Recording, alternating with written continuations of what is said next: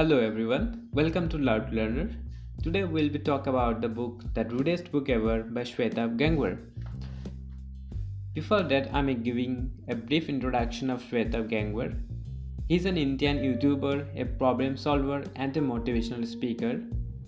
And in this book, The Rudest Book Ever, he tries to bring a fresh perspective on how we see the world.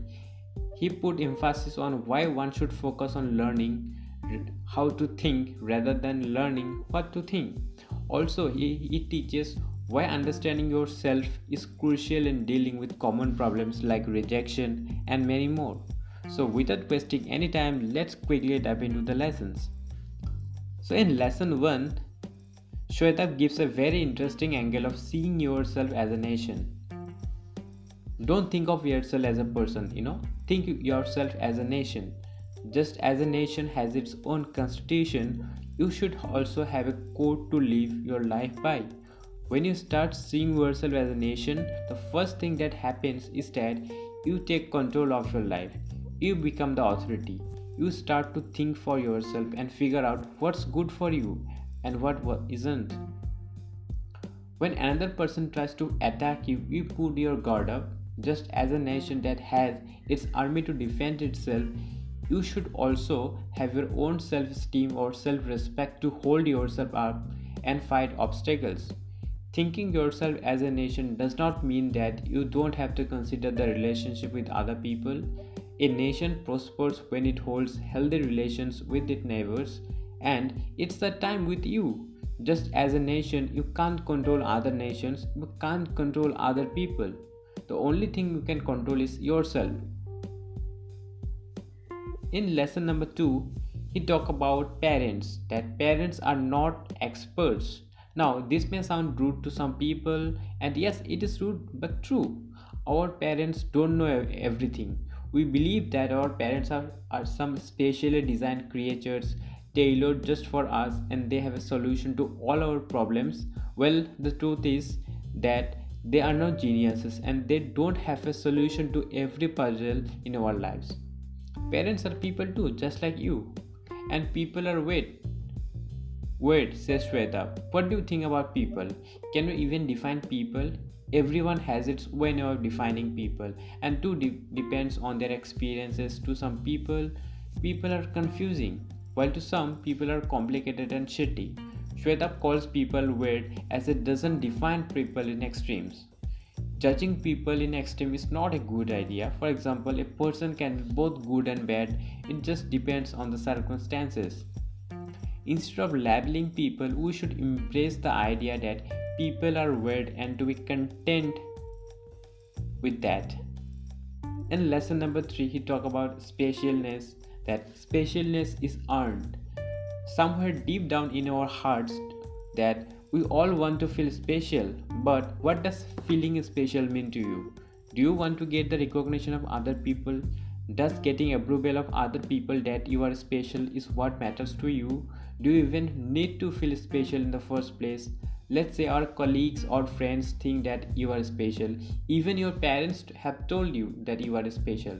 So, do you become special when others say so? The straight answer is no. People are not qualified enough to decide whether someone is special or not. Shwetabh says that special is something you earn, and for that you must ask yourself if you are special and or not by closing your eyes.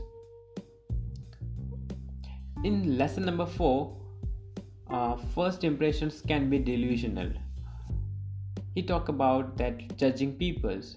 We love judging peoples being humans. Whenever we meet someone for the first time, our mind gives a rating to them and decides whether they are better us or not. But that's the wrong way of judging someone. This is because when you are judging someone for the very first time, you don't have any real data about them. Most of the judgment is based on their outer appearance or how they present themselves in front of others or what others say about them. You never know unless you are wise. When you are being sold a bullshit idea, this is why relying on first impression is a shitty way of making a judgment. The best way is to look at their actions and wait until you gather enough real life data. So making assumptions without the right data will never give an accurate analysis of a person. In lesson number 5, he talks about rejections, that rejections are normal. This world is a jungle where all humans compete for their survival. You will be rejected at some point in your life. Here is the thing with rejection, it makes you doubt about yourself. When you get rejected, your self-esteem takes a big kick in the behind. All these questions start creeping in your mind. Do I lack something? Why am I like this? What's wrong with me? Is it possible that you will be motivated after being rejected? Now I will show you what I am capable of. You will regret rejecting me after some time. You will regret rejecting me after some time. Do these sentences sound familiar? Getting motivated by rejection is also a bad idea. So how do you deal with it? So in order to deal with it, you need to realize that rejections have nothing to do with you. Rejections don't really mean anything and shouldn't bother you at all. This sounds so simple, doesn't it? It is you who has to decide your self-worth. Nobody knows you more than you. Getting depressed or motivated by rejections only means that you are desperate from another person's approval, which you definitely shouldn't be. So rejections from people should mean jack shit to you. In lesson number 6, he talks about happiness, that stop chasing happiness. What's your ultimate goal of life? I know it's super hard to answer, but if you believe that the ultimate goal of life is to attain happiness, then you might get into a bit of trouble. There is a flaw in chasing happiness. You should never stop chasing those things that make you happy or give you immense joy. Once you get something pleasurable, you crave for more. Happiness doesn't last for eternity. Therefore, one should always strive for self-satisfaction. You don't have to say fuck happiness. I don't want to be happy. I want to be satisfied in life. I want self-satisfaction. That is why Shwetabh Gangwar said. In lesson number 7, he talks about self. That know yourself. You might have noticed the word self for quite a long time. So what it is? Why do you even need to know about self? So according to this book, the self is an individual in you. Your self is the silent voice in your head that you try to avoid all the time. Instead of getting away from yourself, you should embrace it. Now, the common problem with people is that they depend on others to grade them. Instead of making their self the authority, they make others the authority who don't have it. Instead of making them the authority, they make others the authority who don't have a fucking clue about them. That's why they lose their confidence. And in worst case, they lose their identity. And in the dumb effort of pleasing people, they waste their precious time. It's important that you try to know as much as you can about yourself. Knowledge of self will also help you in learning how to think. In lesson number 8, he talked about following and admiring.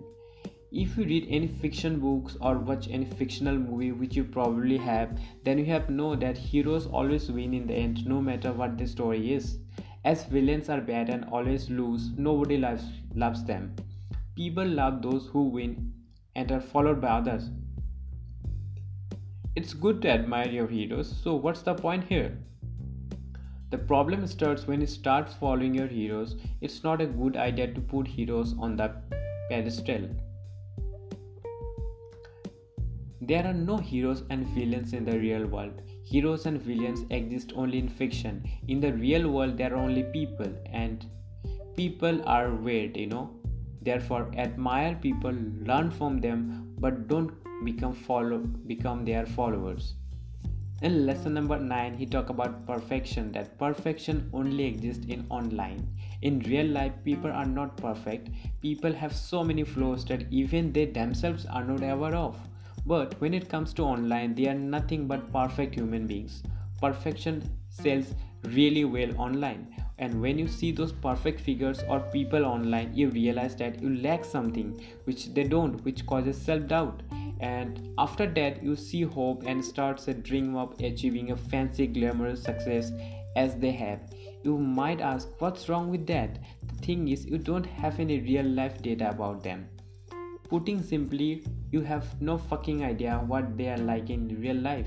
Getting online and posting perfect shots on Instagram doesn't make you a genius. Also, blindly following someone on social media is utter foolishness. When you foolishly try to become like a celebrity, you tend to lose your individuality. Remember that if something looks super perfect online, then it has gone through so many edits by professionals who are good at their game. In lesson number 10, he talked about relationship. The whole point of a relationship is to complement each other's life. But some people think that they would become happier if go into a relationship. Remember that it is you who have the authority to make you happy or self-satisfied. The source of happiness must never be the other person. That's why going into a relationship just for the sake of getting happier is a terrible idea, says Shwetabh. In lesson number 11, you must learn how to think. From the moment you are born, you are taught what to think. You might ask, why doesn't anyone teach us how to think? The thing is, people, even after they become adults, some even after crossing the 50s, don't learn how to think. There are very few people on earth who can think something different than what they already know. And since people in general are never taught how to think, you never get to learn how to think. What to think is basically all the information feed in your brain. Once you learn how to think, you will be able to speak to break the programming in your head and think original. One way to learn how to think is to solve your problems yourself. What do you do when you are encounter a puzzling situation? Well, these days we have Google and it knows everything. So you simply go to the google.com and search the solution to your problem. You never really do the brainstorming part. You simply accept whether solution to the internet offers to you. In short, you hardly practice thinking. So the surprising thing is that people don't really care about thinking. The general idea is that the more you know, the better. That isn't true at all. Also, only a small percentage of people would be able to tell you the differences between the knowledge and intelligence. Especially in the times where AI is on the rise, few people put the effort into learning how to think. So that's